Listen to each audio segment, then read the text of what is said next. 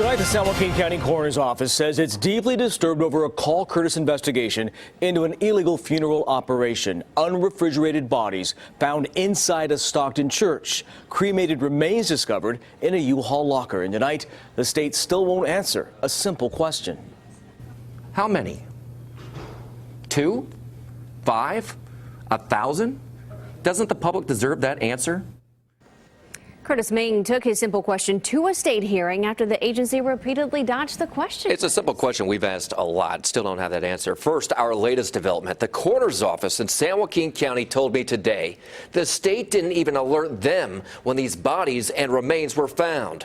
We're talking about the same state agency who refuses to disclose the number of bodies and human remains it found. I'm Curtis Ming. I'm the consumer investigative reporter for CBS 13. Sitting before the State Cemetery and Funeral Bureau, an agency with a mandate to protect consumers. I ask, are you protecting consumers adequately? But how did we get here? His name is Robert Oliveira. Robert Oliveira, seen here full of life. Never made it to his own funeral, 11 days after his family paid for his cremation. His remains were not ready. I was like, oh my God, how do you tell somebody that, I'm sorry, he didn't make it here? We uncovered the funeral home his family thought they hired from a list the hospital gave them actually closed 3 months before Robert died. The phone line still active, and the person answering that phone directed the family to this Stockton church to make arrangements. The only way I identified that it was where I was going is that they had hearses in the front. We learned the pastor of that church worked at the now closed funeral home across town. It was forced closed after a family dispute, but he kept the phone number. And records show in the time since he was illegally funneling business to the church, not licensed to handle funerals. What was going on inside that church? One unlicensed activity. State records we uncovered show an investigator found multiple decedents in an unsecured and unrefrigerated room. The state found remains to be in a condition that prevented the family from having a viewing service in one case, and the discovery of cremated remains in paper bags and urns stacked up on top of each other in a U-Haul facility. But how many loved ones are we talking about? How long were those remains in that church or storage unit?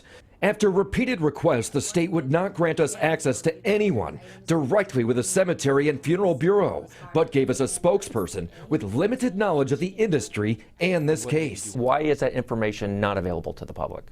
There are just parts of our investigative files that we do not disclose for purposes that are under our jurisdiction. Do these families know what happened to their loved ones? That would be a question we'd have to ask the funeral director. So you leave it up to the funeral director to say, hey, we didn't handle your loved one appropriately. We can say that if you're watching this segment, thankfully, you can call the director and ask them what happened to our loved ones. Not satisfied with those answers, we brought our questions to a public Cemetery and Funeral Bureau hearing. We want to get answers for our viewers that we have not been able to get. I read out loud the vague description given involving the bodies found in that church and the urns in the storage locker. Multiple decedents in an unsecured and unrefrigerated room. What is multiple? Is it 2? Is it 5? Is it 100 bodies inside this church? We brought this very simple question to the spokespeople who we were supplied because we couldn't get direct access to anybody from the Cemetery and Funeral Bureau. And to date, we still don't have that answer.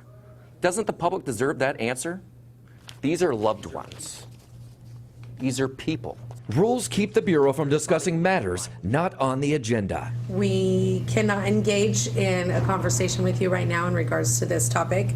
I can tell the public, though, that in every complaint is investigated, every single complaint. Grieving daughter Carla Sutherland didn't even know the Cemetery and Funeral Bureau existed. She had no idea there was a place to complain. She eventually got her dad's cremated remains, but she worries for other families. I can't be the only person that has had this happen.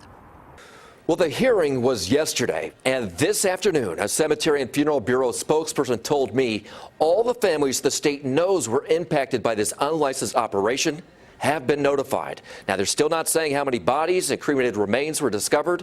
The state has fined the pastor of that church $8,200, which he has paid. So is he still operating? Well, I spoke with him earlier this month. He told me he was not operating, but he did say he plans to apply for a license to operate out of that church. So we did speak with him, and that was a part of our original story, and you could watch our original story at CBS13.com. Kurtis, thanks. You bet. And if you have something you want us to investigate, let me know about it. Go to CBS13.com/callkurtis and fill out our form.